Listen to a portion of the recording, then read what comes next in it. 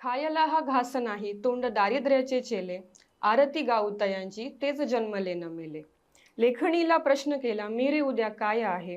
जर ठरवलं तर लेकरांची माया आहे. जर ठरवलं तर लेकरांची माया आहे. आजच्या मुलाखतीची सुरुवात कवितेने करण्याचं कारण असं आहे की आपल्या चॅनलमध्ये आज आपल्यासोबत आहेत ब्लॅक इंडिया या काव्यसंग्रहाचे कवी प्राध्यापक डॉक्टर बाळासाहेब लबडे सर. नमस्कार सर. न्यू इयर पब्लिकेशन हाऊसमध्ये मी तुमचं स्वागत करते. सराविषयी सांगायचं झालं तर सर एक कवी आहेत, समीक्षक आहेत, कादंबरीकार आहेत, प्राध्यापक देखील आहेत. तर आज आपण त्यांच्या पूर्ण जर्नीविषयी बोलणार आहोत आणि तसेच या एका वेगळ्या काव्यसंग्रहाविषयी सुद्धा आपल्याला भरपूर गप्पा मारायच्या आहेत. नमस्कार सर. सर मी तुम्हाला पहिला प्रश्न असा विचारू इच्छिते की तुम्ही मूळचे कुठले आहात आणि ह्या साहित्य क्षेत्राकडे कसे वळलात? माझं तसं जन्मगाव अहमदनगर जिल्ह्यातील वारम टाकळी आहे. पण 6 महिन्यानंतर मी आळंदीला आलो आणि आळंदीतच माझी वाढ झाली सगळी. आणि त्याच्यानंतर प्राध्यापक म्हणून कोकणामध्ये गेलो. असा हा माझा भौगोलिक दृष्ट्या प्रवास आहे असा. आणि साहित्य म्हणजे काय की आळंदीत असल्यानंतर ज्ञानोबा तुकोबांचं साहित्य जे आहे ते कानावरती आपल्या पडतच राहतं. मी काही सुरुवातीपासून वारकरी होतो असं नाहीये, पण वारीला जात होतोच. आणि मुळात कसं आहे, संत ज्ञानेश्वरांच्या मंदिरामध्येच आमचं सगळं कुटुंब जे आहे ते कामाला होतं. म्हणजे आई, बहीण, दाजी हे. आणि त्यामुळे मी लहानपणी मंदिरामध्येच फिरायचो. आणि तेव्हाच मंदिरामध्ये समाधीच्या पाशीच आम्ही असायचो. त्या समाधीचं जे जीर्णोद्धाराचं काम होतं ना, ते आमच्या आईनीच केलेलं होतं तेव्हा 73 साली. तर तिथं मंदिरामध्ये जे भाविक येतात त्यांना मंदिराची माहिती सांगायची सगळी, की बाबा इथं संत ज्ञानेश्वर समाधीला इथून गेले, किंवा हे सिद्धेश्वर मंदिर आहे, हा सुवर्ण पिंपळ आहे, किंवा हा अजान वृक्ष आहे, असं. तर हे लहानपणीच आपण जे समोर बघतो त्याच्याविषयीच आपल्या मनामध्ये उत्सुकता असते. आणि त्यामुळे संत ज्ञानेश्वरांच्या ज्ञानेश्वरीच्या ओव्या, मंदिरातल्या तिथलं असणारं कीर्तन, प्रवचन, या सगळ्याचा प्रभाव आपल्यावर आणि आळंदीचा प्रभाव हा सगळा. आणि त्यामुळं असं वाटत राहायचं की आपण सुद्धा मराठी भाषेची सेवा केली पाहिजे आणि माऊलींची सेवा केली पाहिजे असं वाटत राहायचं. आणि त्यामुळं मराठी विषय हा विषय मी खास निवडला. तेव्हापासून मला आवड निर्माण झाली विशेषतः. आणि मग तुमचं वाचन सुद्धा लहानपणापासूनच खूप असेल, आणि वाचनाकडे तुम्ही कसे वळलात? कुठली कुठली पुस्तकं तुम्ही वाचली? नाही, काय की लहानपणापासून माझं वाचन वगैरे असा विषय नव्हता. कारण की आमची परिस्थिती फार तशी सर्वसाधारण गरीब घरातली होती. कारण आम्ही झोपडीतच राहायचो आणि आमच्या घरात दुसरं कोणी शिकलेलं जास्त नव्हतं. बहीण माझी 7वीत शिकलेली होती. आणि त्यामुळे आम्हाला पोटापाण्याचा पहिला प्रश्न होता सगळ्यात महत्त्वाचा. त्यामुळे आईबरोबर कामाला जायचं. मी 7वी पासून हार तयार करायचं काम करायचो, फुलांचं काम करायचो. त्यामुळे वाचन असं काही 10वी पर्यंत असं माझं नव्हतं. अभ्यासासाठी जेवढी पुस्तकं असतील तेवढीच मी हे करायचो. पण नंतर ग्रॅज्युएशनला गेल्यानंतर मात्र मी जरा ग्रीप घेतली. कारण की फर्ग्युसन कॉलेजमध्ये, वाडिया कॉलेजमध्ये असताना मला वाचनाची आवड लागली. कारण आपण काहीतरी करायला पाहिजे असं वाटायचं. त्यामुळे एखादा विषय घेतला की त्या विषयाच्या अनुषंगाने जेवढी काही पुस्तकं असतील ती वाचायची अशी. आणि म्हणून साहित्य सहकारमध्ये फर्ग्युसन कॉलेजमध्ये त्याच्यात आम्ही हजर राहायचो. आम्ही काही फार त्याच्यातलं कळत होतं असं नव्हतं, पण जाऊन ऐकायचो. डॉक्टर गणना जोगळेकर हे आम्हाला शिकवायला असायचे. आणि त्यामुळे असं वाटायचं की ही सगळी मुलं काय काय लिहून आणायची, वाचायची, कविता वगैरे येते आणि त्याच्यावर चर्चा व्हायची. आणि मग त्यावर तुमची उत्सुकता वाढली. आणि मग मी पुस्तकं भरपूर वाचायला सुरुवात केली. मग माझं दिवसाचं जे टाइम टेबल आहे ते ठरलेलं होतं. मी क्रिकेटमध्ये होतो. सकाळी कॉलेजच्या टीममध्ये प्रॅक्टिस करायचो, नंतर तास पिरियड करायचो आणि नंतरचा उरलेला वेळ हा वाचनामध्ये घालवायचो. मग मी झपाटल्यागत वाचलं आणि त्याचा परिणाम म्हणजे माझा फर्ग्युसन मधून पहिला क्रमांक आला. Okay sir. मग तुम्ही जेव्हा हे लेखनाकडे जेव्हा तुम्ही वळलात तेव्हा तुमचे जे कविता संग्रह आहेत, बॉम्बे, मुंबई, मुंबई, महाद्वार, एक कैफियत आणि ब्लॅक इंडिया, तर पहिले तुमचा काव्यसंग्रह होता महाद्वार. मग महाद्वार विषयी तुम्ही काय सांगाल? त्याची सुरुवात कशी झाली? महाद्वार कसं आहे की आता आम्ही आळंदीला जे राहिलो, त्या आळंदीचे सगळे अनुभव माझ्याकडे होतेच पहिल्यापासून. म्हणजे आमचं कुटुंब हे तसं कसं की पोटामागे धावणारं असं म्हणायला. आई आमची खुरपायचं काम करायची, लाकडं फोडायचं काम करायची, किंवा अगदी मांडी घासण्याचं सुद्धा काम करायची, आणि भाजी विकायची बी काम करायची. अशा सगळ्या अनेक प्रकारच्या, आणि आई बरोबर मी सुद्धा बांधकामावर पाणी मारायला जायचो. असे सगळे अनुभव होतेच माझ्याकडे. सुरुवातीला मी जे लिहिलं ती समीक्षा लिहिली, कारण मला नाटकाची आवड असल्यामुळे मी बालगंधर्व इकडे सगळे नाटक पहिल्यापासून लहानपणापासून पाहायचो. तेव्हाच पुणे शांत होतं आणि नाटक प्रिय असं होतं. आणि मग काय झालं की मी नाटकावरची पहिल्यांदा श्रीकृ कानडे नाट्य समीक्षा पारितोषिक मला मिळालं त्याच्यावरचं. आणि मग मी वाचन माझं चालूच होतं, पण जोपर्यंत आतून आपल्याला काही वाटत नाही की लिहावं तोपर्यंत मी काही ललित साहित्य लिहिलं नाही. नंतर मी जेजुरी वाचला कोल्हटकरांचा. तर जेजुरी वाचल्यानंतर मला लक्षात आलं की जेजुरीचं एक त्यांनी जसं विश्व रेखाटलेलं आहे जेजुरीमध्ये, त्यांचं इंग्लिशमध्ये द रुईन असेल, द बस असेल, किंवा द मुरळी असेल, सॉन्ग फॉर मुरळी असेल, त्यांच्या कविता कोल्हटकरांच्या. तर मला असं वाटलं की आपण हे चांगल्या पद्धतीने आळंदी आणू शकतो याच्यामध्ये. आणि त्याच्यामुळे आळंदी हे नाव न देता एक युनिव्हर्सल म्हणून प्रत्येक असलेल्या धार्मिक तीर्थक्षेत्राला एक महाद्वार असतं, आणि त्या महाद्वारातून आत गेल्यानंतर आपल्याला एक मुक्ती मिळते, अशी एक संकल्पना भारतीय तत्वज्ञानामध्ये आहे. त्यामुळे महाद्वार मला लिहावंसं वाटलं की आळंदीतलं एक वेगळं विश्व आहे की जे आपण पाहिलेलं आहे, जे आपण अनुभवलेलं आहे, अशा प्रकारचं, म्हणून तो महाद्वार आलेला. Sir, Mahadwar, black and T असेल किंवा आपल्या एक कैफियत असेल, ह्या ज्या कविता संग्रह तुम्ही लिहिलेले आहेत हे थीम पोएट्रीमध्ये आहेत. थीम पोएट्री ही संकल्पना नेमकी काय आहे? खरं तर थीम पोएट्री म्हणजे काय असतं की आता आपण स्थळ वर्णन म्हटलं, महाद्वार हे काय स्थळ वर्णन आहे, जेजुरी हे स्थळ वर्णन आहे, कुठलं मुंबई हे स्थळ वर्णन आहे. तर ही एक थीम झाली, स्थळ वर्णन पर कविता ही एक थीम झाली. किंवा आपण थीम कवितेला दुसरं नाव जे मराठीमध्ये आहे त्याला संकल्पक कविता असं सुद्धा म्हटलं जातं. खरं तर आपण आपल्या आयुष्यातले जे अनुभव आहेत त्या अनुभवांना कलात्मक रूप देत असतो काय. आणि एखादी थीम कविता ही आपल्या अनुभवाशी जेव्हा निगडीत असते जास्त प्रमाणात, ती अधिक प्रमाणामध्ये जोरकसपणे पुढे जाते. म्हणजे उदाहरणार्थ आपण नामदेव ढसाळांचा गोलपेठा घेतला तर गोलपेठा एक थीम आहे काय, की गोलपेठा हा एरिया आहे आणि त्या एरियामध्ये असणारे एक जीवन ही त्याचं एक चौकट आहे. त्या चौकटीमध्ये राहून ते लिहितात. तसं महाद्वार ही एक चौकट आहे. मी मुंबई, बंबई, बॉम्बे ही समग्र चौकट घेतली काय, मुंबईची समग्र. तशी प्रत्येकाने आपला तुकडा रेखाटायचा प्रयत्न केला. म्हणजे गोलपेठामध्ये ढसाळांनी लिहिला असेल, किंवा गांडू बगीच्यामध्ये एका बगीच्याची थीम त्यांनी घेतलेली होती, किंवा नारायण सुर्वेंनी गिरणगावचं चित्रण त्याच्यामध्ये केलेलं आहे, लालबाग परळचं चित्रण असेल, बऱ्याच साहित्यामधून आलेलं आहे, कामाठीपुऱ्याचं चित्रण आलेलं. तर हे सगळं कामाठीपुरा ही कादंबरी सुद्धा. तर ही अशी एक थीम असते की ती म्हणजे आपल्या जगण्याशी निगडीत असते, आणि त्या जगण्याच्या निगडीत असलेल्या थीम मध्ये अतिशय सूक्ष्म पदर आपल्याला रेखाटता येतात. म्हणजे आपण ठोकळेबाजपणे लिहिण्यापेक्षा मायक्रो लेवलला जाऊन लिहिलं आणि त्याचे अनेक पदर रेखाटून, अनेक चित्र रेखाटून त्याचं एक सुंदर कोलाज जर तयार झालं तर ते अधिक सुंदर, वेगळं, प्रभावी आणि गोळीबंद असं होतं. त्यामुळे ते कोलाज, एक सुंदर कोलाज म्हणजे थीम पोएट्री असं एक म्हणता येईल. खूपच सुंदर अशी संकल्पना, आणि संकल्पनेमध्ये तुमच्या ह्या कविता सुद्धा परफेक्ट आहेत असं म्हणायला हरकत नाही. सर, आता आपण तुमच्या कादंबरीकडे येऊया. तुमच्या ज्या कादंबरी तुम्ही लिहिलेल्या आहेत, पिपिलिका, मुक्तिधाम, शेवटची लावग्राफिया आणि कळमकर लाईव्ह, आणि तुमची तर नवीनच एक कादंबरी येते ती चिंबोरी युद्ध. तर मग हा पूर्ण तुमच्या ज्या कादंबरी आहेत त्या प्रायोगिक कादंबऱ्या आहेत असं म्हणायला हरकत नाही, आहेतच. तर प्रायोगिक कादंबऱ्या आणि पॉप्युलर कादंबऱ्या ज्या आहेत यामध्ये नेमका फरक काय असतो? आणि असं म्हटलं जातं की प्रायोगिक कादंबऱ्या जास्त वाचल्या जात नाही किंवा त्या जास्त त्यांना आकाराला येत नाहीत त्या. मग याबद्दल तुमचं मत काय आहे?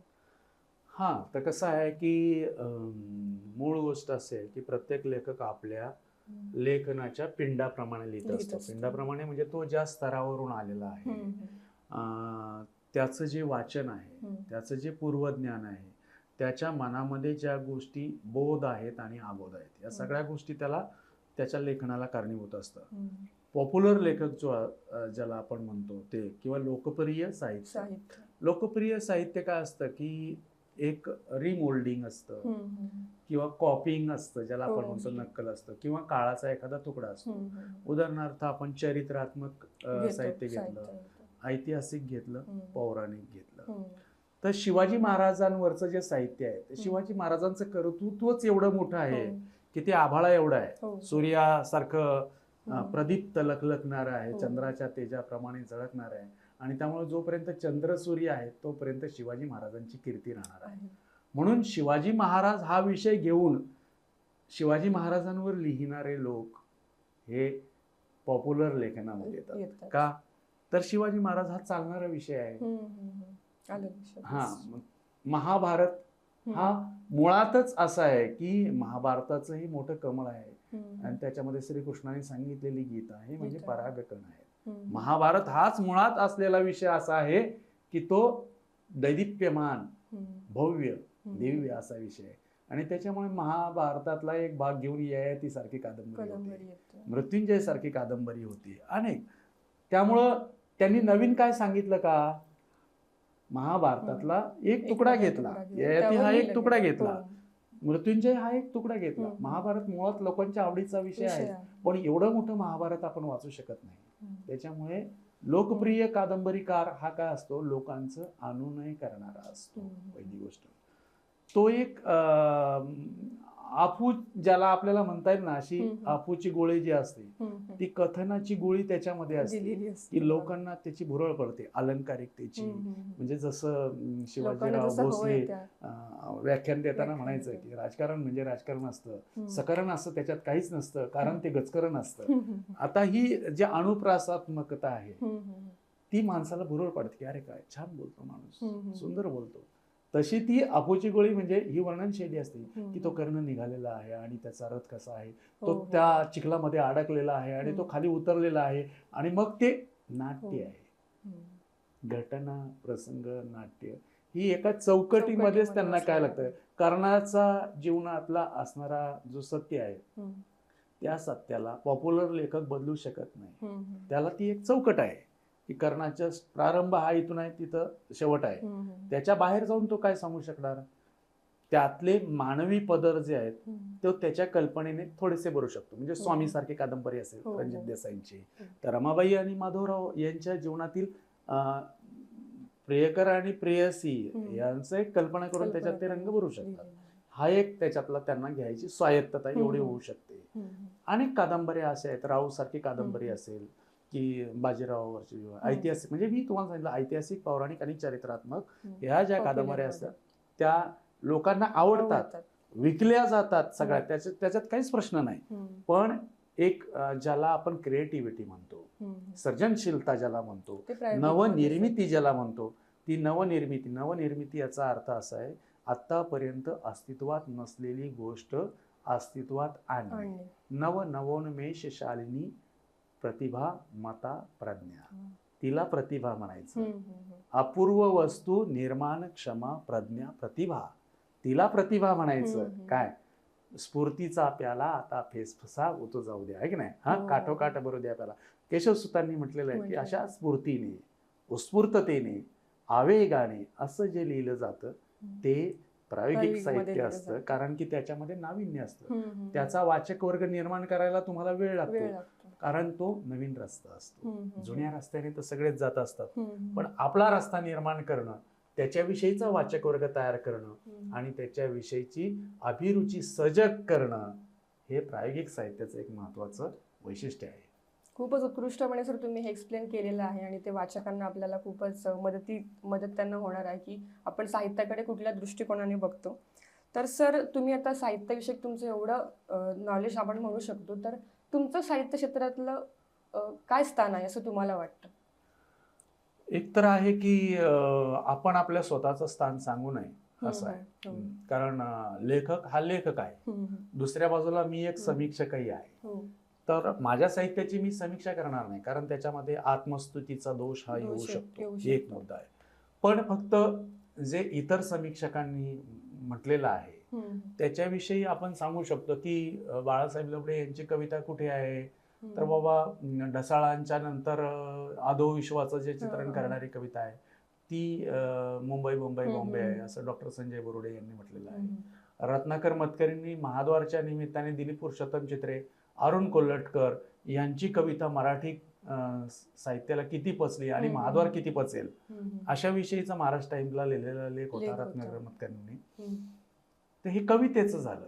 कवितेमध्ये आपण नवीन प्रतिमा प्रतीक रूपक कोणते दिलेले आहेत याच्याविषयी अमेरिकेतील असणारे जे संशोधक आहेत डॉक्टर अरुण प्रभुणे यांचे बाळासाहेब लबडे यांच्या कवितेतील प्रतिमा आणि प्रतीक हा लेख त्यांनी प्रकाशित आहे त्याच्याविषयीचा. हे कवितेचं झालं. कविता एक थीम पोएट्री म्हणून आपण अजूनही मला असं वाटतं की आपल्याला ढसाळांसारखं अजून होता आलेलं नाही. म्हणजे प्रांजळ कबुली आहे.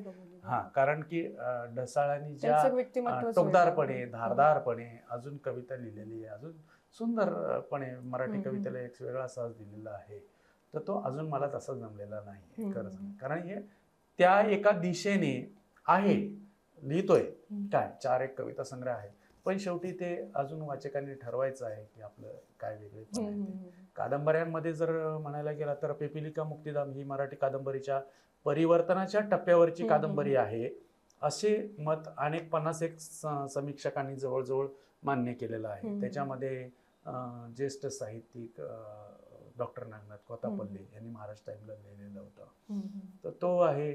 किंवा आंतरराष्ट्रीय अभ्यासक डॉक्टर भास्कर हंडे आहे, त्यांचा समीक्षा लेख आहे. बाबाराव मुसळे आहेत.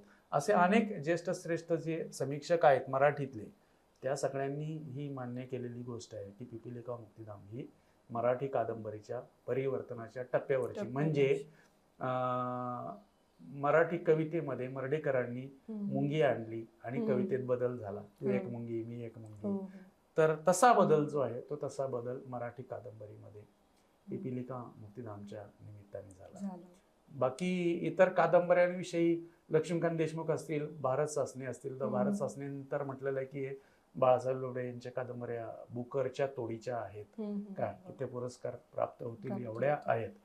लक्ष्मीकांत देशमुखांनी ते मराठीतले अनेक ज्येष्ठ जे समीक्षक आहेत त्यांचा मी आभारी आहे की त्यांनी माझ्या कादंबरीवरती एवढं परीक्षण लिहिली, त्याच्या तिला मान्यता दिली याबद्दल.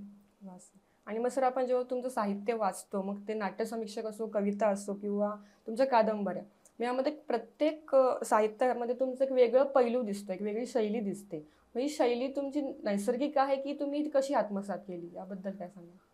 काय की मी पहिल्यांदा शैली हा एक आपल्या स्वभावाचा भाग असतो. म्हणजे माझा स्वभाव आहे ना मुळातच आहे ना थोडासा तिरकस आहे. मग तिरकस स्वभाव जो असतो ना ज्याचा तिरकस काय, त्याला विडंबन विरूपण करायची सवय असते. हा, असं तर मला लहानपणापासून अशी सवय होती तिरकस, थोडंसं विडंबन विरूपण करायची. म्हणजे मी 11वीला असताना काय झालं की मला गाणी म्हणायची आवडायची. मुळातच मी कसं फुलांची कामं करायचो ना, गजरे वेण्या वगैरे, तर तिथं रेडिओ लावून असायचो. आणि मग एखादं गाण्याचं पहिली धून वाचली की कुठलं गाणं आहे हे माहिती असायचं लगेच, की त्याचा संगीतकार कोण असेल, त्याचा गीतकार कोण असेल, गायक कोण असेल, हे अचूकपणे सांगणार सगळ्या गाण्यांचं असं. तर मग मी असंच एकदा वर्गात गाणं म्हणत होतो 11वीला, तेव्हा मी ऑटो इंजिनिअरिंग करत होतो. तर ते शिक्षक म्हणाले, अरे रस्त्यावर जर गाणं म्हटलंस तर तुला खूप पैसे मिळतील काय. मला असं, आता तो मला थोडा इन्सल्ट वाटला, पण माझा थोडा विडंबनात्मक स्वभाव असल्यामुळे मी त्यांना म्हटलं की ठीक आहे म्हटलं सर, पण मला एक पेटीवाला पाहिजे म्हटलं काय, तर पेटीवाला असेल तर साथ संगत अधिक होईल. असं विडंबन आणि विरूपण करण्याची सवय जी आहे ती माझ्या स्वभावातच असल्यामुळे मला आहे ना एखादा घेतलेला अनुभव हा असा ताडणं आणि तो तिरकसपणे बघणं आणि त्याच्या समांतर दोनपणे द्वंद्वात्मक अनुभव व्यक्त करणं, ही गोष्ट जी आहे ना ती मूळतः माझ्या स्वभावातच आहे. त्यामुळं असं मी जर ठरवलं ना असं की एक अशी नुसतं सरळ प्लेन लिहायचं आहे तर लिहू शकणार नाही असं, कारण तो माझा स्वभावच नाही. हा, तर स्वभावावरती शैली आधारित असते कुठल्याही असणाऱ्या. म्हणजे काही माणसं कशी असतात, पाल्लाळिक असतात बघा, खूप पाणी घालून घालून, आपल्या कोकणात तर माहितीये गजाली करणारे जे लोक असतात ना, हा, ते मग सांगणार मग मी पायरीवरती आलो, मग पायरीवरती मला पहिला बेडूक दिसला, मग मी दुसऱ्या पायरीवरती पाऊल टाकलं तेव्हा पूर्ण बाजूला पांघरून. बघतो तर असं इतकं इतकं इतकं रेंगाळत म्हणजे श्रीनाथ पेंडसेंच्या कादंबऱ्यांवरती एक आक्षेप असा घेतला जातो की त्या पालाळी आहेत. तेच हम मराठींची कादंबरी जर घेतली तर तिला म्हणतात की गोळीबंद आहे. तसं गोळीबंद लिहिणं मला आवडतं. कमीत कमी शब्दात जास्तीत जास्त आशय व्यक्त करणं आणि तो तिरकसपणे व्यक्त करणं, नव्या प्रतिमा प्रतीकातून रूपकातून अलंकारातून व्यक्त करणं हे मला नेहमी आवडणारी गोष्ट आहे. कारण आपण काहीतरी नवं द्यायला पाहिजे आणि नवं द्यायचं असेल तर ते आपलं स्वतःच असलं पाहिजे असं मला वाटत असतं. त्यामुळे माझ्या प्रत्येक पुस्तकाला मी त्या पुस्तकाच्या चौकटीत बघतो. पहिल्या पुस्तकाची कॉपी दुसऱ्या पुस्तकात करायची नाही, दुसऱ्याची तिसऱ्यामध्ये करायची नाही, रिपिटेशन करायचं नाही, असं मी माझ्या स्वतःलाच बजावत असतो. आणि त्यामुळे महाद्वार स्थळ पोएट्री आहे, मुंबई बंबई ही वेगळी आहे, एक कैफियत गझल संग्रह आहे. त्यामुळे तुम्हाला तिकडं ते दिसणार नाही, तुम्हाला ती गझलचा जो बाज आहे तो तुम्हाला त्याच्यामध्ये दिसेल.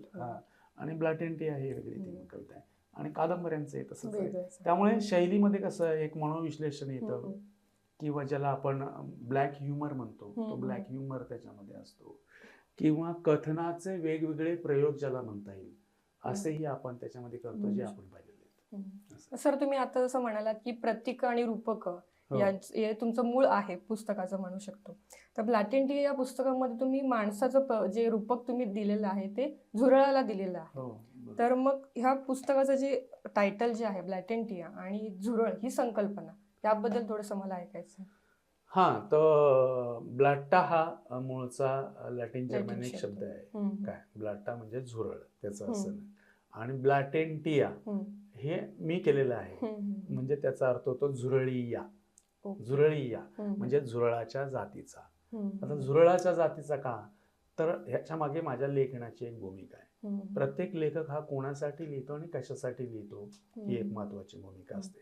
त्यामुळे मला असं वाटतं की मी एक सर्वसामान्य माणसासाठी लिहितो आहे. सर्वसामान्य माणसाविषयी असलेलं कुतूहल, जिज्ञासा ही त्याच्यामधून असावी. त्याच्यामुळे प्रत्येक माणूस हा झुरळासारखा आहे. जोपर्यंत त्याचा विकास होत नाही तोपर्यंत तो एक सर्वसामान्य असतो, तो झुरळ असतो. झुरळ हे का, तर झुरळाची DNA किंवा त्याचा स्पेसिस असा आहे की माणूस जरी संपला तरी सुद्धा झुरळ राहणार आहे. कारण झुरळ ही इतकी त्यांची प्रतिकार शक्ती वेगळी असते की समजा ती हजारो वर्ष राहू शकतात. म्हणजे अगदी भूकंप झाला, लावारस आला तरी सुद्धा ती जमिनीखाली राहू शकतात. कारण की त्यांच्या अंगामध्ये एक द्रव असतो, तो त्याच्यावरती टाकलं की त्याचं विघटन होतं आणि त्याचं ते खाद्य करतात, कशाचंही खाद्य करतात. त्यामुळे झुरळ हा असा एक वेगळा प्राणी आहे की जो पोटाने श्वास घेतो, ज्याला इंडिकेटर्स असतात की म्हणजे समजा आपण आता सेन्सॉर, जसे गाडीला सेन्सर असतात सगळ्या बाजूने, तसे झुरळाला सेन्सर असतात आणि तो सगळीकडून शोषून घेत असतो. तशा पद्धतीने कवीची संवेदनशीलता जी आहे ती झुरळासारखी असावी की त्याला आजूबाजूला चाललेल्या सगळ्या ज्या गोष्टी आहेत त्या अचूकपणे टिपता आल्या पाहिजेत. म्हणजे आपण म्हणतो की मी मुंबई लिहिला, तर मुंबईतले कवी काय म्हणतात की आम्ही मुंबईमध्ये राहून झक मारली म्हणतात. का, की आम्हाला मुंबईमध्ये राहून सुद्धा मुंबई जी सापडली नाही ती तुम्ही पकडली. अर्थात मी मुंबई कशी 35 वर्षामध्ये जे देखने वाले के लिए एक नजर ही काफी म्हणतात. बघणाऱ्याला एक दृष्टी असते, एका दृष्टीमध्ये सुद्धा तो कॅच करू शकतो आणि एखादा 50 वर्ष राहून सुद्धा त्याला कॅच करता येणार नाही. तर हे जे असतं ना ते लेखकाचं एक वेगळेपण असतं असं. मग सर तुम्ही आता जसं म्हणाल की मुंबईत राहून सुद्धा त्या लोकांना मुंबई भेटत नाही, तसं हे झुरळ जे आहे ना, हे झुरळ एक वेगळेपण आहे असं मला म्हणायचं आहे. की झुरळ हे माणसाचं एक आपण सांगितलं प्रतीक आहे, रूपक आहे आणि ते वेगवेगळ्या पद्धतीने एकच झुरळ प्रतिमा अनेक कवितांमध्ये कशा पद्धतीने नैसर्गिक रीतीने येऊ शकते, काय त्याचं नाव ब्लॅक अँड टी आहे. खूपच सुंदर असं ते कल्पना आहे अशी मी म्हणू शकते. सर तुम्ही आता जसं म्हणालात की मुंबईमध्ये राहून लोकांना मुंबई ही भेटत नाही शेवटपर्यंत, मग तुम्ही स्वतः कोकणामध्ये राहिलेला आहात 26 वर्ष, तिथलं तुम्ही राहणीमान जीवन सगळ्या लोकांशी तुम्ही तिथे तुमचं तिकडे पूर्ण झालेलं आहे, त्या लोकांची पूर्ण अटॅचमेंट वगैरे झालेली आहे, तिथलं राहणीमान तुम्ही अनुभवलेलं आहे. मग त्या अनुभवाचा तुमच्या लेखनावर कसा परिणाम झाला आणि मुख्यतः ब्लॅक अँड टी या कविता संग्रहावर काय परिणाम झाला? आता मला कसं आहे की पहिला महाद्वार हा जो कविता संग्रह पहिला माझा होता त्याच्यामध्ये मी जे मांडलेलं होतं मुंबईमध्ये जे मांडलेलं होतं आणि एक कैफियतमध्ये याच्यापेक्षा वेगळं जीवन मला मांडायचं होतं. त्याच्याविषयी असं असतं, लेखकाची चिंतन प्रक्रिया सारखी चालूच असते. की मी काय करत असतो की मला ज्या नवीन गोष्टी वाटतात त्या सुचल्या की मी माझ्या मोबाईलच्या नोटपॅडमध्ये नोट करून ठेवतो आणि मग त्या कधी उपयोगाला येतील तशा. तर मी काय विचार केला की मी कोकणामध्ये राहतो, आता कोकणाच्या समुद्रकिनारी राहतो. तर कोकणातल्या कोकणची जी कविता आहे आतापर्यंतची, म्हणजे तिच्यामध्ये जे आलेलं नाही आहे त्याच्यातल्या प्रतिमा वेगळ्या कशा शोधता येतील असा विचार केला. म्हणजे उदाहरणार्थ तुम्हाला सांगायचं तर बाबा बोरकरांनी माझ्या गोव्याच्या भूमीत गडे नारळ मधाचे गड प्रादेशिक ते वर्णन केलं. त्याच्या अनेक कोकणावरच्या अनेक कविता आपल्याला दिसून म्हणजे लाजण झाली धरती ग साजन काठावरती ग है ना, क्षणात कुंकुम भरते ग घनात है ना, अशी जी कविता आहे त्यांची. तर क्षितिजे आली भरते ग बाबा बोरकरांची. तर ही तिकडचा पाऊस, तिकडचं आता हे कसं आहे माहिती का की कोकणातले असे खास टिपिकल शब्द आहेत. म्हणजे उदाहरणार्थ सरभरीत आपण म्हणतो, एखादा माणूस आपल्याच पद्धतीने बोलत असला ना तर तो काय सरभरीत माणूस आहे. हा, जल्ला मेला. आता हे कसं आहे, किंवा कोकणामध्ये प्रेमाने मायेने काही शिव्या दिल्या जातात, वसाड्या. आता रत्नागिरी जिल्ह्यात वसाड्या म्हटलं जातं. किंवा रांडीचा मेला, जल्ला मेला लक्षात तुझा, असं अनेक प्रकारचे नवीन शब्द नवीन प्रतिमा कोकणामध्ये आहेत. म्हणजे उदाहरणार्थ तुम्ही जर खाडी घेतली तर खाडीमध्ये नुसतं घेतलं तर ते खाडीच्या किनारी असलेलं कांदळवन आहे, बरोबर. खाजनाचा भाग आहे, त्यातले पाणविंचू आहेत, हे सगळं. तर ह्या सगळ्या असलेल्या कोकणच्या जैविक विविधतेला मी ह्या कवितांमध्ये प्रतिमा म्हणून, रूपक म्हणून, प्रतीक म्हणून वापरलेलं आहे. तर त्यामुळे मला सांगायला आनंद वाटतो की मी ह्या सगळ्या नवीन प्रतिमा प्रतीक रूपक जे आहे ती त्याच्यामध्ये आणलेली, ती वैश्विक स्वरूपात आणलीत, पण प्रादेशिक न राहता वैश्विक स्वरूपामध्ये अशी म्हणलेली. सर, तुमची जी गझल एक होती ती चित्रपटामध्ये त्याचं गाणं झालं, मग शिष्यवृत्ती हा चित्रपट तो आहे. तर हा जो गझलेपासून गाण्याचा जो प्रवास होता आणि तो जो तुमचा पूर्ण अनुभव होता, त्या अनुभवाबद्दल काय सांगाल?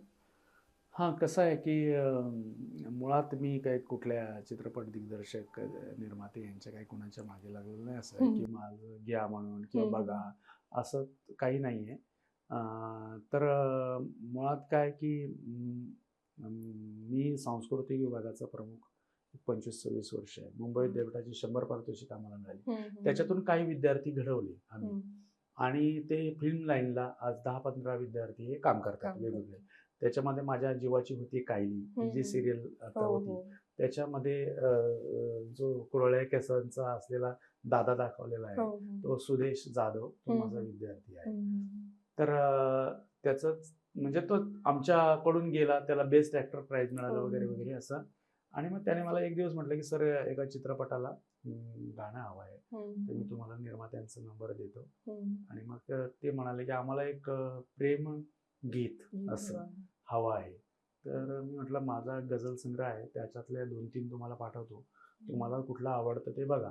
त्यांना मी 3 गझला पाठवल्या, त्यातली एक त्यांना आवडली, चित्रपटाला सूटही झाली आणि त्यामुळे कवितेचं गाणं झालं. मी गीत असं काही मुद्दाम लिहिलं नाही चित्रपटासाठी, कवितेचं गाणं झालं. खूपच छान. आणि ती कविता खूपच सुटेबल आहे आणि प्रेमळ आहे, ती सगळ्यांना आवडलेली सुद्धा आहे.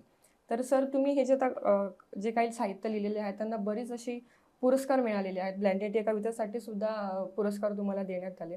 पुरस्कार दिल्यानंतरचं आपलं अस्तित्व किंवा ॲज अ साहित्यकार म्हणून काय असतं आपलं?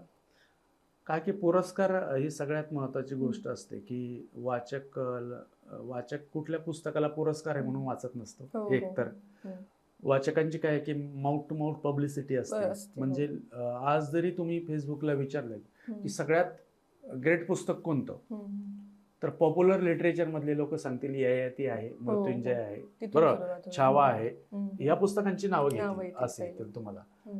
त्या पुस्तकांना पुरस्कार आहेत की नाहीत हे बघत नाही. त्यामुळे पहिली गोष्ट काय की पुरस्कार ही एक तात्कालिक गोष्ट असते. तात्कालिक म्हणजे 3 दिवसाचा असतो असं म्हणायला हरकत नाही. 3 दिवसाचं का, तर आज पुरस्कार जाहीर झाला की सगळे लोक त्याचं बघतात की अरे हा हे पुस्तक वाचण्यायोग्य असलं योग्य पाहिजे. असलं ज्या अर्थी पाहिजे. याला पुरस्कार मिळालेला आहे हम्म. त्या अर्थी ते. मग त्याच्यानंतर ते वाचकांनी पुस्तक विकत घ्यावं याच्यासाठी आणि त्याला वाचक जोडला जावा हम्म. याच्यासाठी पुरस्कार ही एक महत्वाची गोष्ट असते. महत्त्वाची गोष्ट असते. हा, पुस्तकाच्या दृष्टीने कलाकृतीच्या. आणि लेखकाला त्यात आनंद असतो की माझी कलाकृती ही अधिकाधिक लोकांपर्यंत पोहोचावी. ती पोहोचण्यासाठी एक म्हणून माध्यम म्हणून पुरस्कार एक आहे. लेखकाला तसा आनंद असतोच, कारण की साहित्याचे प्रयोजन जे आपण म्हटलेलं आहे त्या साहित्याच्या प्रयोजनामध्ये काव्यसे यशसे अर्थकृते व्यवहार विधे शिवेत्र क्षयते सद्यपर निवृत्ते कांता समीप उपदेश तयो युजे. काय सद्यपर निवृत्ते असं ज्याला म्हटलेलं आहे की निवृत्तीचा आनंद त्याला जो आहे, आनंद हे एक साहित्याचं प्रयोजन. लेखकाला पुरस्कार मिळाल्यानंतर आनंद होतोच. कुठल्या लेखकाला आनंद होत नाही असं नाहीये. दुर्मिळ असेल, मग तो संत असेल काय असं आहे. तर आनंद हा होतच असतो पुरस्कारांनी. आणि शेवटी काय जे मिळालेले आहेत त्याच्यात आपण आनंद मानायचा. आनंद हा शेवटी मानण्यावरच गोष्ट असते आणि खूपच त्याच्या मागे लागावं असं नाहीये मात्र. कारण पुरस्कार मिळवणं हे आपलं ध्येय नाहीये. कलाकृतीमध्ये जे मांडलेले विचार आहे, आपली जी भूमिका आहे, त्या भूमिकेचं संवेदनशीलपणे वाचकांच्या विचारकृतीमध्ये परिवर्तन व्हावं, मानवीयता निर्माण व्हावी, हे आपलं महत्वाचं ध्येय आहे. मग सर, तुमचं साहित्य जेव्हा लोकांपर्यंत जेव्हा पोहोचलं जातं तेव्हा अनेक समीक्षक त्यावर टीका पण करतात आणि त्याचं कौतुक पण असतं. मग याबद्दल तुमचं काय मत आहे की तुम्हाला काय निगेटिव्ह प्रतिक्रिया काय मिळाल्या? हा, निगेटिव्ह प्रतिक्रिया अशा आहेत की म्हणजे माझं जे आहे प्रवाह जो आहे तो उत्तर आधुनिक साहित्यापैकी आहे असं बरेच साहित्यिक म्हणतात. प्रत्यक्षातपणे प्रायोगिक आहे. लेखकाने लिहिल्यानंतर ते कोणत्या प्रवाहात जाईल हे काही लेखक ठरवू शकत नाही. पण तरी सुद्धा जे समीक्षक व्यक्त करतात की हे मनोविश्लेषणात्मक आहे, हे संज्ञा प्रवाही आहे, हे उत्तर आधुनिक आहे, पोस्ट मॉडर्निझमचं आहे, किंवा हे शैलीच्या दृष्टीने असलेलं हे भाग आहे. तर यामध्ये टीका काय असते की बाबा बऱ्याच वेळा आता की हे साहित्य थांबून थांबून वाचायला लागतं. म्हणजे 4 ओळी असतील तर 4 ओळींचा अर्थ लावावा लागतो, 1 पानाचा अर्थ लावावा लागतो. किंवा आता तुम्ही घेतलं तर ब्लॅक अँड टी ही मोठी थीम आहे. म्हणजे उत्पत्ती, विकास आणि लय मानवी जीवनाचा. मानवी जीवनाची उत्पत्ती कशी झाली, विकास कसा झाला आणि लय कसा होणार याच्याविषयी जगभरातलं चिंतन आहे. ते जगभरातलं चिंतन मी ह्याच्यामध्ये माझा जो विचार आहे, माझा जो अभ्यास आहे तो मी मांडणार. आता वाचकाचा जर त्याच्याविषयीचा अभ्यास नसेल, काही नसेल, तर तो म्हणेल की ज्याला डार्विनच माहित नाही तो म्हणेल डार्विन कोण आहे, बरोबर. आणि ज्याने डार्विन वाचलेला आहे त्याला प्रश्न विचार की बाळासाहेब लबडे डार्विन तू कुठे आहेस असा का प्रश्न विचारतायत. किंवा हेगेल तू कुठे आहेस, है ना, हेगेलचा विषय. किंवा स्ट्रिंगच्या पोतडीतून असेल, स्ट्रिंगने जो सिद्धांत विश्वाच्या निर्मितीविषयीचा मांडलेला आहे, तर ते डायमेन्शन्स त्याने मांडलेले आहेत. हे सगळे जे फिलॉसॉफी आपल्याकडची असणारी जी सगळी शास्त्र आहेत, सांख्य, न्याय, वैद्यकशास्त्र आहे, अलंकारशास्त्र आहे त्याच्याविषयीचं, तर ही सगळे चिंतन आहे की त्या चिंतनाचं माझं म्हणून जे क्रीम आहे तेव्हा मी मांडत असतो तेव्हा वाचकाने 4 पायऱ्यावरती चढून यायचं आहे. काय मी का 4 पायऱ्याकडून मला जर लिहिता येतं ते मी लिहिणार. त्यामुळं मला किती वाचक मिळतात, किती टीका करतात याच्याकडे मी पाहत नाही. मला जे वाटतं ते मी लिहिणार. त्याचे किती वाचकांना डोळ्यासमोर करून ठेवून मी लिहितच नाही ना. पॉप्युलर लेखक नाहीच आहे. पहिल्यांदा सांगितलं की माझं आवडावं, छान म्हणावं अशी अपेक्षा नाही. त्यामुळे हे समजायला वेळ लागतो असं म्हणणाऱ्यांची संख्या आहे. पण जेव्हा आता याची दुसरी बाजू काय असते, तुम्ही एखादं पुस्तक घेतलं, 1 दिवसात पुस्तक संपवलं, झालं बाबा वाचून असं म्हणणार. हा, आता त्याच्यामध्ये काय त्या पुस्तकात तेव्हा काहीच नाही म्हणतात. मग वाचायला तर सोपं होतं, कळालं सुद्धा तुम्हाला, पण तुम्हाला त्याच्यातून चिमूटभरच मिळालं. 400 पानं वाचून जर चिमूटभरच आशय जर वाचकांना मिळणार असेल तर आम्ही 4 ओळीमध्ये तो आशय देतो. गागर में सागर ज्याला म्हणता येईल असा आशय देण्याचा प्रयत्न हा आपल्या लेखकाचा असतो. त्यामुळे मला असं वाटतं की माझा प्रत्येक ओळ, प्रत्येक शब्द हा महत्वाचा असला पाहिजे. बिना महत्वाचा लेखन लिहून त्याची 400 पाने करण्यात मला काही अर्थ नाही. सर, ब्लॅक अँड टी हा कविता संग्रह आहे, त्याची जी प्रस्तावना लिहिली गेली, तर प्रस्तावनेचं जे लेखन आहे एक समीक्षा लेखनासारखंच ते हो, आपल्याला म्हणू डॉक्टर प्रकाश शकतो. सपकाळे यांनी डॉक्टर लिहिलं. प्रकाश सकपाळांनी लिहिलेलं आहे. हो. मग हे 4 पानांची प्रस्तावना म्हणजे समीक्षाच आपण म्हणू शकतो. याबद्दल हो. तुम्ही काय सांगाल? डॉक्टर प्रकाश सकपाळे यांच्याशी तुमचं काय बोलणं झालेलं किंवा त्यांनी वाचल्यानंतर त्यांची प्रतिक्रिया हा काय होती? काय आलं की आता हा कविता संग्रह जो आहे तो खरं तर प्रकाशित होण्याच्या आधी 4 वर्ष माझा लिहून झालेला होता प्रकाशन. आणि आता ही सगळी जी कविता आहे ती कविता हे प्रकाश सपकाळे हे ज्येष्ठ अभ्यासक आहेत, संशोधक आहेत, कवी आहेत, कादंबरीकार आहेत, लेखक आहेत. तर ते म्हणाले याला मसू पाटलांचीच प्रस्तावना असायला हवी असायला पाहिजे. कारण मसू पाटलांचं मोठं योगदान आहे मराठी समीक्षेमध्ये असणार आणि तसा माणूसच ह्याला तत्वज्ञानाचा किंवा गाढा अभ्यासक असलेला माणूसच न्याय देऊ शकेल. आता माझा विचार होता मसू पाटलांचा घेण्याचा, पण मसू पाटील वयाने जास्त झाल्यामुळे त्यांना ते एवढं वाचणं आणि शक्य नव्हतं. त्यात त्यांना साहित्य अकादमी मिळालं आणि त्याच्यानंतर ते बिचारे गेले असा झाला विषय. तर त्यानंतर मग मला असं वाटलं की ह्या विषयाला जर न्याय कोणी देऊ शकेल तर ते डॉक्टर प्रकाश सपकाळे देऊ शकतील. किंवा मग डॉक्टर सदानंद मोरे त्यांना मी विचारलं होतं एकदा, पण ते म्हणाले की मला वर्षभर तरी वेळ नाहीये. मग असे काही जे तत्वज्ञानाचे चांगले अभ्यासक लोक आहेत असेच लोक याला न्याय देऊ शकतील असं मला वाटलं. त्यामुळे डॉक्टर प्रकाश सपकाळे यांनी 2 वर्ष घेतली तरी याला लिहायला आणि थांबून लिहिली. त्यांनी सांगितलं ते म्हणाले थांबून लिहिलं तर खूप चांगलं होतं. आणि विंदा करंदीकरांनी जसं अष्टदर्शने लिहिलं, अष्टदर्शनेला आपल्याला माहिती आहे ज्ञानपीठ पुरस्कार मिळाला. हा, तर त्याच्यानंतर अशी जी तत्वज्ञानात्मक जी कविता आहे ती कविता ही ब्लॅक अँड डेच्या निमित्ताने वाचकांच्या भेटीला आलेली आहे. तर या पुस्तकामध्ये एकूण 96 कवितांचा संग्रह आहे आणि यांचे जर आपण शीर्षक वाचले आणि कविता जर वाचल्या तर शीर्षकाबद्दल तुम्ही काय सांगाल? कारण अतिशय युनिक अशी शीर्षक आपल्याला पुस्तकांची कवितांची वाचायला भेटतात. कवितांचं शीर्षक काय की कवितांचं शीर्षक आहे त्या कवितेतच दडलेलं असतं. पहिली गोष्ट की म्हणजे आपण ज्याला म्हणतो की सगळ्या कवितेचं सार त्या शीर्षकामध्ये येतं. म्हणजे सिनिकल असेल समजा, उदाहरणार्थ ही कविता घेतली यातली सिनिकल, तर सिनिकल या शब्दाचा अर्थ होतो विक्षिप्त कुठलाही, काय सनकी माणूस असतो.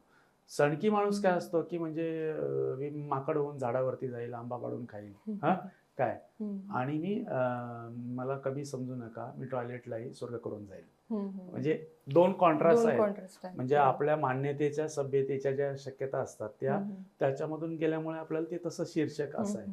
तर डार्विन तू कुठे आहेस हे शीर्षक, किंवा झुरळांविषयीचे अनेक शीर्षक याच्यामध्ये आहे. त्यामुळे मला असं वाटतं की शीर्षक हे कॅची असलं पाहिजे. सगळ्यात महत्त्वाचं वाचकाची उत्सुकता त्याच्यामध्ये. तुम्ही एखाद्या चित्रपटाचं जर कथानक आधीच माहिती असेल पहिल्या 10 मिनिटात तर तुम्ही तो चित्रपट पाहणारच नाही. कारण की त्याचं एंड काय आहे हे जर तुम्हाला माहिती असेल तर. त्यामुळे पटकथेमध्ये ज्या पद्धतीने उत्सुकता वाचकांची ताणली गेली पाहिजे, तो त्याला असं वाटलं पाहिजे की पुढे काय होणार आहे, तशी गोष्ट कवितेमध्ये सुद्धा असते. ती गोष्ट शीर्षकाने साध्य करायला पाहिजे. म्हणजे ब्लाटेंटिया भले म्हणाल, हे पहिला प्रश्न काय निर्माण होईल की या शीर्षकाने काय शीर्षक बुवा याच्याविषयी. एक तर हा लेखक हा असा मुद्दामून लिहितोय का, नैसर्गिक आहे, किंवा याचा अर्थ काय होतो. त्यामुळे माझ्या ज्यावेळेस पुस्तकाचं मुखपृष्ठ मी टाकतो सोशल मीडियावर त्यावेळेस पहिला प्रश्न असतो की याचा अर्थ काय. आता जे कोकणातले लोक आहेत त्यांना चिंबोरे हा शब्द माहिती नाही, तर ते घाटावरचे लोक म्हणजे चिंबोरे म्हणजे काय.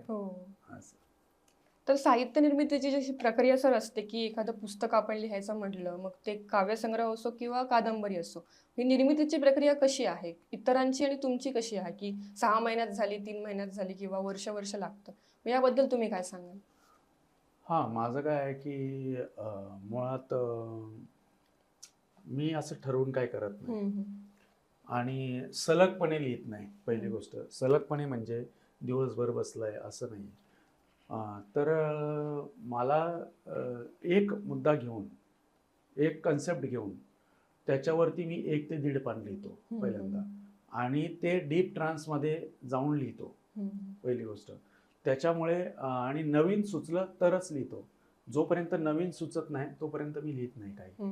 आणि जेव्हा नवीन सुचत नाही तेव्हा थांबतो. मग ठराविक काळानंतर आपल्याला नवीन कन्सेप्ट क्लिक होते, काहीतरी पाहिल्यानंतर, काहीतरी ऐकल्यानंतर, कशा तरी नंतर असे क्लिक होते. आणि तेव्हा आपण ते लिहित असतो.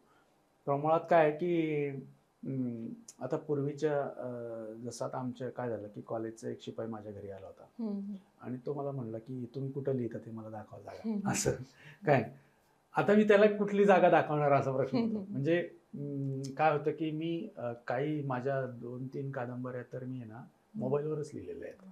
काय, कारण मला जास्त काळ दीर्घ लिहायचं नाही, कळलं का? म्हणजे टू द पॉइंट, गोळीबंद, नव्या प्रतिमेने, नव्या प्रतिमेने असं लिहायचं आपलं एक कन्सेप्ट असते आणि एक चौकट असते, आपण ठरवून घेतलेली इथपासून इथपर्यंत जायचं आहे. त्यामुळे निर्मिती म्हणजे काय की मला असं वाटतं की आपले अनुभवाचे तुकडे आहेत सगळे अशा अशा अशा असे. मग त्यातला हा तुकडा इथं बसतो आहे असं मला वाटतं. उदाहरणार्थ मी तुम्हाला सांगतो की निर्मिती प्रक्रिया कसे अनुभव कसे मी वापरतो. आमच्या आळंदीमध्ये काय स्मशानभूमी आहे, नदीच्या किनारी स्मशानभूमी आहे. तर त्या नदीच्या किनारी स्मशानभूमीच्या इथे आमची आई जेव्हा वारली तेव्हा मी गेलेलो होतो आम्ही तिथे. तर ते विधी करण्यासाठी एक जण तिथंच होता, तो तिथंच झोपणारा होता, हे सगळं असं करणारा. आणि तो त्याने काही सगळी जागा साफ करायचं, शेण बिन आणून ती सगळं असं काम करायचं, मदतनीस म्हणून हा असा करायचं सगळं आहे ते. तर ते आणि नंतर मग दुसऱ्या दिवशी राख भरायचं, सावरण्याचा कार्यक्रम. तर तो सावरण्याच्या कार्यक्रमाला त्याने ती परत राख भराभरा भरली. आम्हाला जी मोजकं लागते, जीव खडा येते अशा गोष्टी घरी घेऊन गेलो असतो पण तेवढ्या. तर तो प्रसंग, त्या प्रसंगाचा उपयोग मी माझ्या काळमेकर शेवटची लावग्राफिया या कादंबरीमध्ये केला. तर तिथं ती 3-4 माणसं होती, त्याच्यापैकी एक तो कचऱ्या हे कॅरेक्टर मी तिथे घेतलं की ज्याला आई वडील नाहीये, जो स्मशानभूमीमध्ये झोपतो. रात्रीचं कधी जरी प्रेत आलं तरी त्या प्रेतासाठी तो विधीसाठी मदत करायला, त्याला काय फार पैसे मिळतात असं नाही काय. मग अशा ठिकाणी रात्रीपासून सकाळीपर्यंत एक आघोरी, एक तृतीयपंथी, एक ढोलक वाजवणारा, एक शाळकरी मुलगा, असे जर 4 स्मशानभूमीत असतील तर त्यांच्या रात्रींमध्ये काय होत असेल, अशी जी कन्सेप्ट आहे ती मला त्याच्यातून सुचली. आणि मी ती शेवटची लावग्राफिया म्हणजे लोककथा, शेवटची लोककथा, की या लोककथा ज्या आहेत, भयकथा, भूतकथा, दंतकथा, या सगळ्या तिथं स्मशानापासून चालू होत असतात. आणि साती आसरा म्हणजे काय, या कसल्या, तर विधी, प्रेत बांधणं म्हणजे काय, आघोरींच्या पूजा कशा असतात, म्हणजे ती भवानीची पूजा केली जाते सगळ्यात महत्वाची, कालभैरवाची पूजा केली जाते. मग ती कशी पूजा केली जाते, त्यांना नैवेद्य कसं दाखवला जातो, आणि प्रत्यक्ष प्रेत कसं बांधलं जातं, किंवा आपण हे जे जारण मारण टोटके हे सगळे जे विधी असतात ते विधी कसे केले जातात, हा त्याचा विषय तो मला त्याच्यातून सुचला असा. तर ही निर्मितीच्या बाबतीत असून त्याच्या शेजारीच एक भंगी लोकांची वस्ती होती जुन्या काळातली काय. तर मग मी म्हटलं की तो जो नायक आहे तो तिथं त्या भंग्याच्या तिथंच राहतो आहे. ती भंग्याची वस्ती जी आहे ती अशी बाजूला आहे, कारण की लोक त्यांना हेट करतात, त्यांचा तिरस्कार करतात, कारण की ते जुन्या काळामध्ये ना झाडूने सगळं ते मूत्र भरायचे सगळं असं, आणि ते पाडल्या घेऊन टाकायचे असे. तर त्या सकाळ सकाळी पहाटेच ते लोक यायचे. अशा लोकांचं एक जीवन मांडायला पाहिजे असं मला वाटलं, म्हणून मी ते त्याच्यामध्ये मांडलं. आणि म्हणून पिपिलिकामध्ये सुद्धा ती एक अशी एक ती बाई काम करणारी जी आहे, खराटान ती घेऊन येते असं, आणि मग त्याला ती निवेदिका मुंगी जी आहे ती भेटते आणि ती तिच्याशी गप्पा मारते.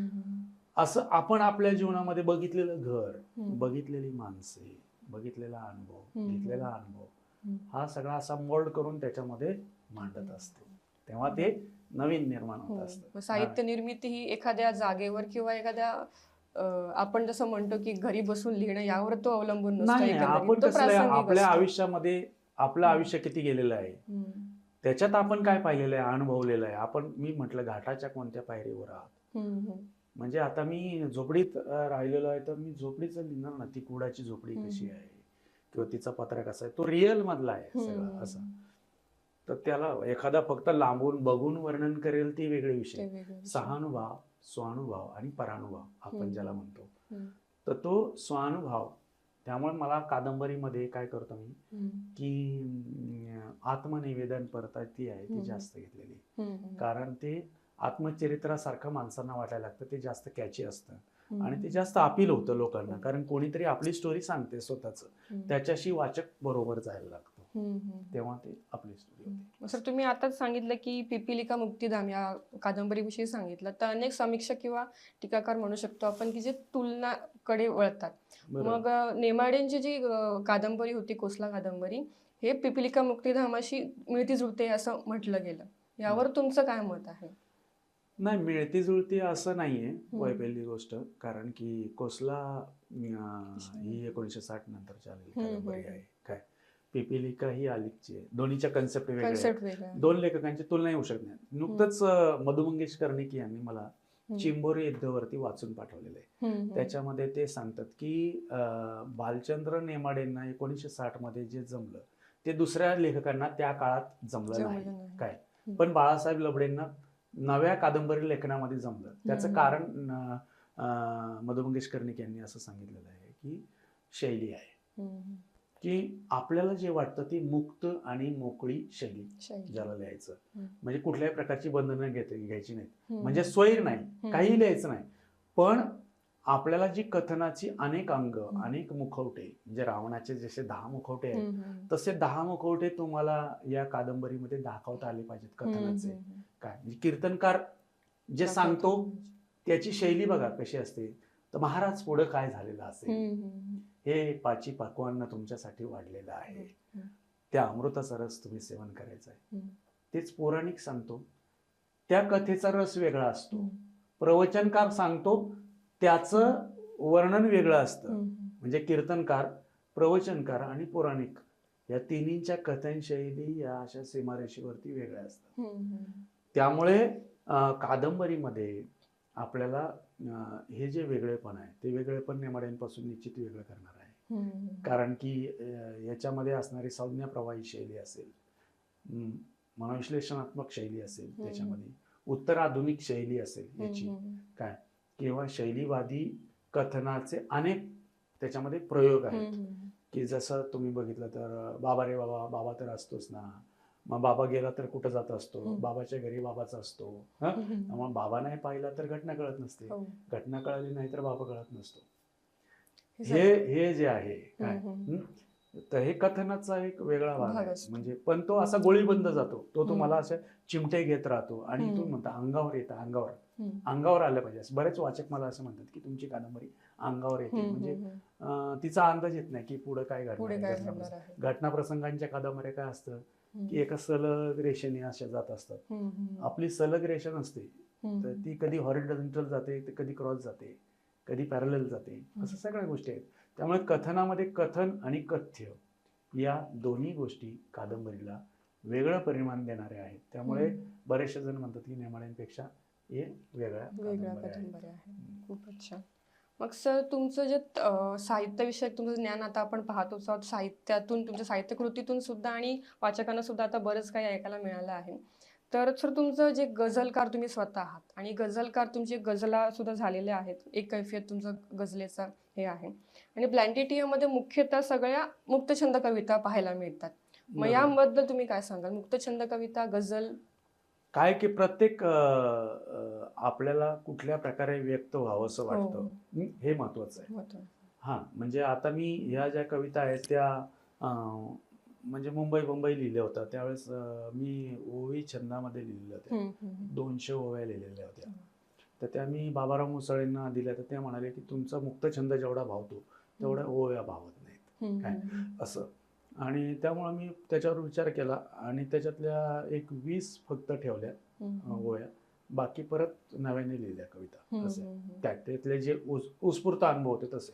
तर गझलेला मी एक 10 वर्ष तरी घालवलेली आहेत, आणि 10 वर्ष घालवून मग गझलेला कसं की सगळं त्याचं तंत्र आणि मंत्र या दोन्ही गोष्टी लागतात.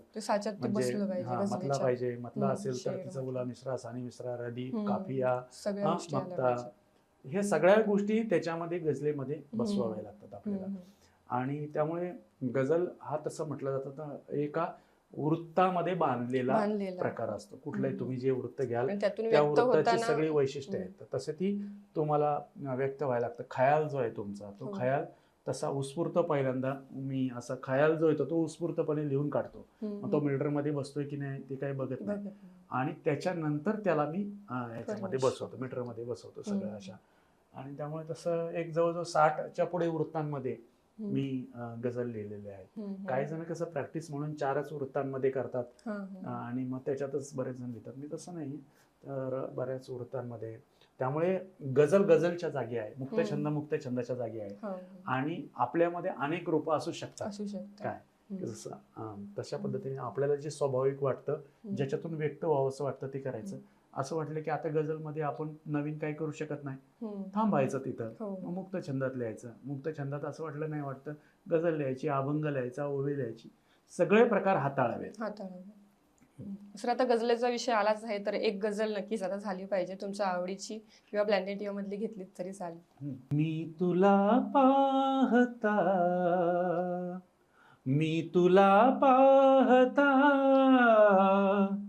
तू मला माळले, एकमेकावरी जीव ओवाळले. मी तुला पाहता, ही नशिली अदा, ती गुलाबी हवा, ही नशिली अदा, ती गुलाबी हवा, वाढला श्वास अन तू मला चाळले. मी तुला पाहता, तू मला माळले. कोण मी सांगणा, कोण तू सांगणा, कोण मी सांगणा, कोण तू सांगणा, का बरे हे गीत गंधाळले. मी तुला पाहता, तू मला माळले, एकमेकावरी जीव ओवाळले. भेट ही आपुली घडवितो चांदवा, भेट ही आपुली घडवितो चांदवा, धुंद वाऱ्यावरी गीत गंधाळले. मी तुला पाहता, तू मला माळले.